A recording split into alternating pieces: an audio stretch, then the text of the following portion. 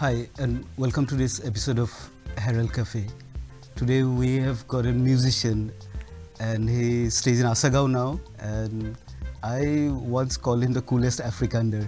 And please welcome Steve Siqueira, the musician, the drummer, the pianist, the lyricist. Thank you very much for having me, man.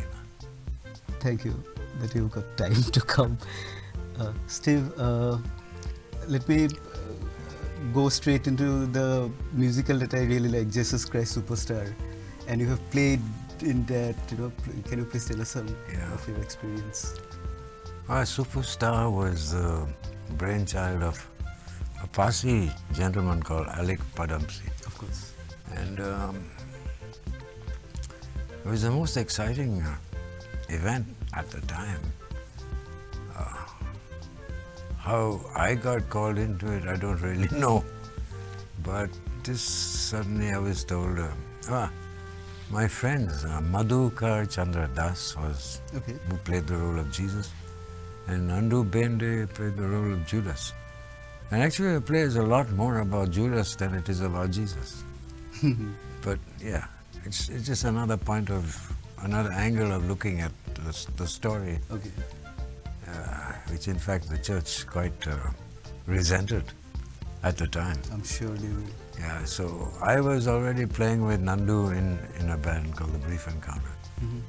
And I suppose he suggested my name, and that's when we went. But I've never seen such an awesome crowd of kids. So talented, so full of life, so full of the whole joie de vivre kind of thing. They really enjoyed playing. Every rehearsal was an event in itself. And you must have rehearsed for like 2-3 months? We rehearsed quite a lot, because we started from scratch. Mostly just first just with one guitar, a guy called Mahajit Gussie Rick, who was basically the bottom of the whole thing. He put it almost, the whole music was him and a guy called Rex Lobo, who used to play piano, who still plays piano. And it started from scratch, with nothing else. The people are learning the songs, the crowd learning their parts, the chorus, this, that. And slowly it sort of got together. And then we had one rehearsal on Alyque Padamsee's terrace. Yeah, it must have been 2 or 3 months. Yeah, I guess so. And then we went on stage for the press, the show for the press. And it was a major disaster. Everything went absolutely wrong. Anything that could go wrong went wrong. And anyway, the show got over. All our parts were right on, but the thing was a mess because the mics all got mixed up. And he finished his song and he didn't put the mic where he was supposed to with somebody else, and the lines got crossed and all sorts of things started happening. And Alyque Padamsee sent everybody home except me and another guy. And we had to spend the whole night in the auditorium with him while he figured out what he wanted to do. And by morning he had done it. And then he called for another rehearsal at about 12 o'clock, and it went like clockwork. He got it right on. And we went on to do, I think we did about 140 shows. Yeah. Internationally also? Internationally also, or across India? No, it was mostly in Bombay. Okay. It never left Bombay. Okay. But it over a year we performed in a couple of different halls also, not always in the same hall. Of course, there was this opposition from the church, but then they came and they understood your They understood the angle that this thing was taking. It was a major event. And another major event of you is that 1982 Asian Games. That was cool, I think. Please tell us about that. Play to a house full of stadium. Yeah. Well, we were a band from Bombay. And we had kind of decided that we wanted to make some money. Instead of always playing this highbrow music, we decided to play pop. And then we got this job at the Moria, at the Bali High. And we started playing there, and we were a hit. The band was called Ebony. Okay. And it was Gussie, Rick, me, a guy called Charles Brito, Loy Mendonça, and Kitu. And we were playing away, we were doing very well, there were crowds. I was packed every day. And then one fine day, the manager came up to me and he said, you are required to play for the Asian Games. And I said, well, who said so? Who said? He said, Rajiv Gandhi. Right. And then I said, but Rajiv Gandhi didn't come here. He hasn't heard us. So he says, no, maybe he hasn't heard you, but his people have heard you and they want you to play. So we said, yeah, fine, no problem. There won't be any money in it. I said, okay, there won't be any money in it, that's all right. And that's how that happened. I remember going up there on stage. I don't think it was in the stadium, it was kind of a little away from the stadium. Okay. And while we were playing, it was a very, very big stage. And while we were playing, all these gymnasts and high jumpers all were bouncing around the stage from one end to another. Very exciting, man. Great, great to see. So yeah, that's how that happened. Nobody approached us directly. Okay. It was the hotel that sort of ordered us to go there. But it's a great achievement for a band to play in Asian Games. Yeah, it was good. It was. And Steve, coming back to your Dar es Salaam days, your growing up years, your musical influences, a little bit about it if you'd like to share. Dar es Salaam was another world, it was another life. The thing was, it was divided in kind of two parts. Okay. One was the African part of it, and the other, strangely enough, was the Goan part of it. A lot of Goan musicians were in Dar es Salaam. And in fact, there was a club there called the Goan Institute. Okay.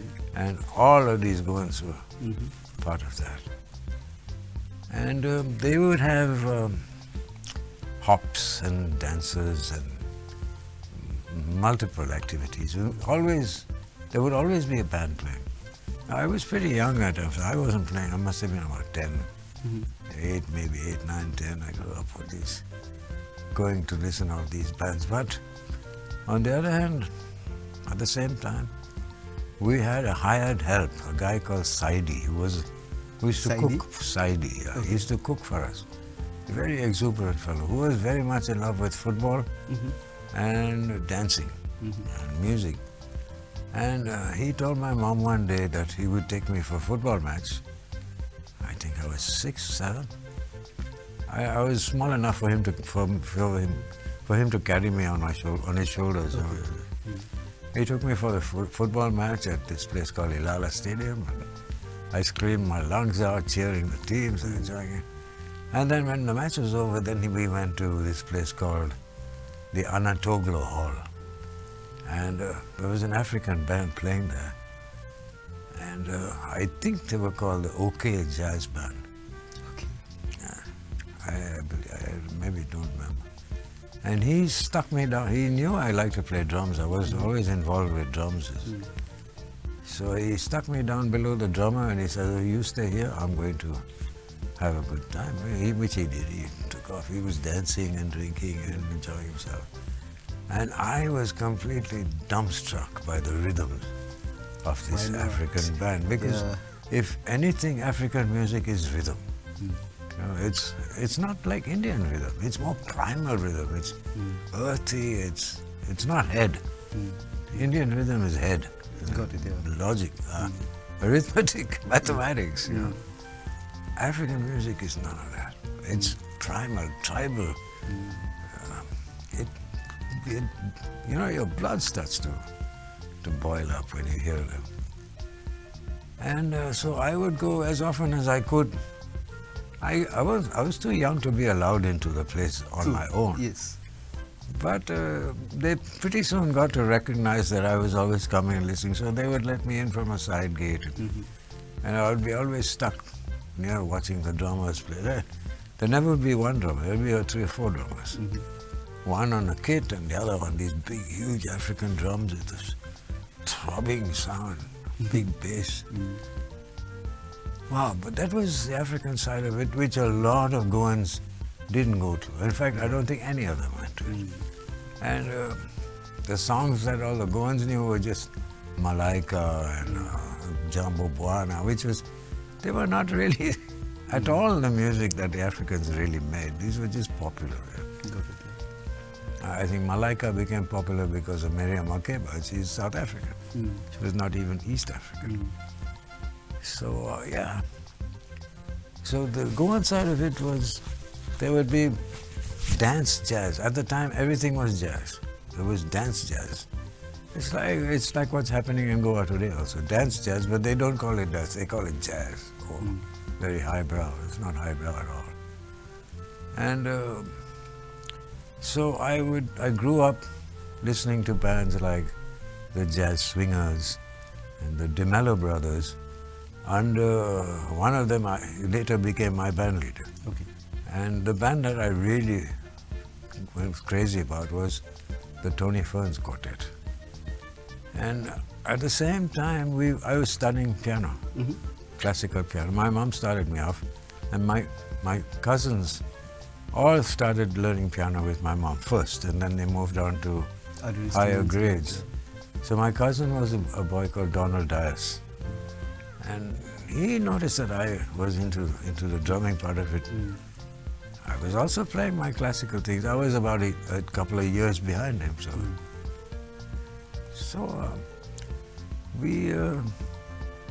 he taught me a lot.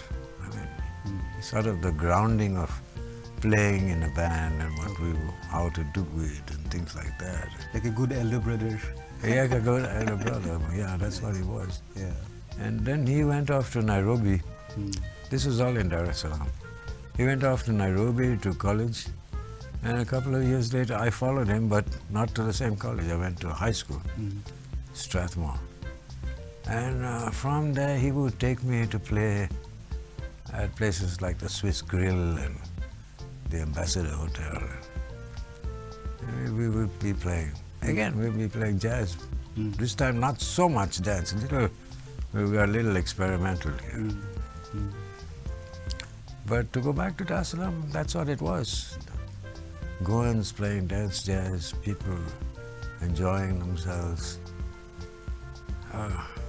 Good times, good times. And nowadays you've got two bands. One is a jazz band, one is a rock and roll band. Yeah, well, the rock and roll band doesn't play much anymore. Okay. Yeah, but Kito and I are a duo. Okay. So, and the jazz band is Jasmine. Yes. So yeah, and that also is very limited. It's just a trio, because restaurants can't afford to pay for more than that. When I think of Bombay and Mickey Korea having a 17-piece band, oh wow, man! I wish that could happen here, but it doesn't. I hope someday things will change. I don't see much hope in that, but. Okay, Steve, we're coming to the end of the show, and I would like to ask you, with your huge experience over the years and with an African side and playing in those star hotels and played in so many places, with your experience, would you like to say anything to the aspiring Goan musicians? What is the mantra that they should follow? Well, actually, the mantra they are following is you put your bread on the table first. Okay. That is the mantra they are following now. And that works. I mean, that's the way, it's how you look at the music. But the standard of musicianship from when I came here first to today has grown immeasurably. It's grown a hell of a lot. The guys are much, much better musicians now than they were then. Okay. And that is beginning to show in the way they play, and the way they present themselves. The singers are also very much better. The keyboard players, the drummers have improved tremendously. That's a very good sign. It's good, it's very encouraging, good to see, but I wish they would start to play different stuff. I mean, stop. You can't be catering to the audience for the rest of your life. You have to have a direction of your own. But if you don't, well, you don't, what can I say? Okay. There's also another side of Goa, which I'll describe as the beach culture. I'm talking just about music. I'm not talking about anything else. Yes. All the strange things that Yes. happen. I'm talking only about the music. The beach culture resulted in a lot of foreign musicians coming to Goa because they like the vibe in Goa. Yeah. And they would play, and they did improve the standard of musicianship a lot. But they also changed the style. And when you were saying this, are you also including musicians like Goa Psytrance? And, all of this. all of These are the guys who brought all this kind of music, Yes. Goatica and Yeah. the various groups like this. But this came later. All right. Earlier it was more straight ahead rock and roll. It moved gradually to trance and all this. Okay. Now today it's mainly trance. Now I hear musicians playing live to a DJ. Yes. We could never imagine before. Why would a DJ need a musician? I don't know. But anyway, they're doing it. But this was the third side of music in Goa. So one side was the beach and all this kind of stretched out, experimental, trancey like music being played by musicians who are very good. Some of them are really world class. At least I know a couple who are really, really very good. That was one side. Then the second side was the Goan weddings. That is very big. Catholic wedding, Christian weddings, shall we say, where these bands would play with this incredibly big sound. I mean, they would use 15,000 watts almost, to play for a wedding. Bass drums will hurt you so much you almost get thrown back when you hear a bass drum. It's so loud. And they're playing all the popular songs from beginning to end. And there is the restaurant culture. Yes. Where they have a different kind of approach to music. But of late, that is slowly getting destroyed because the restaurateur, the owner of the place, wants to have his restaurant full. And it'll only get full if you please the people. So it's not just the food that pleases the people, it's the music also. So the people decide what music you're going to play. And as a result, when people decide what music you're going to play, then you're not going to be playing very much good music. There's a creativity dampener. I used to end up playing very old music, music by ABBA, and they don't even do many Beatles songs. Even before that, Cliff Richard, maybe some Elvis Presley. It seems to be going fast forward instead of going forward. They're going backward. Got it. But that's how it is. Fast forward is a nice term to use this Yeah. regressive music scene. Yeah, But I hope it will get better. Now more restaurants are more music listeners are coming. I hope it gets. Yeah, there are a lot of restaurants coming in my own village. It's just mushroomed. But rock is also coming in again at not such high volumes, but they're beginning to accept rock, classic rock. Got it. Not metal and not death metal, classic rock. So that's coming back, and that's also quite the standard there also is pretty good. Yeah. There's some good rock bands in Goa. Yeah, long may they survive and do well, I hope.